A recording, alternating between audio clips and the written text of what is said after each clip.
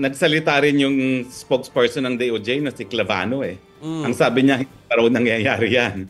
Dahil ang sinasabi, nagkukonsulta pa raw sila sa kanilang mga international law experts.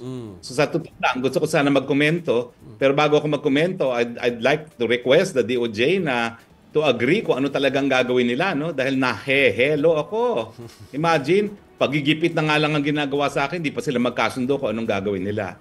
So I find myself in a quandary how to comment dahil sinabi nung isa, pupunta raw sila, kukuha ng red notice. Sabi nung isa, hindi pa raw. So kanino ako magkokomento, no? Yung isa, official spokesperson. Yung isa, USEC. So ang gulo-gulo nila, no? Pero sa akin, gawin niyo ng lahat. Ang sa akin naman po, you know, I have taught international law for more than 20 years. This is my home court. Ang labanan natin ngayon, pag dun sa pag-a-attempt na ako ay pauwiin sa Pilipinas is governed by international law.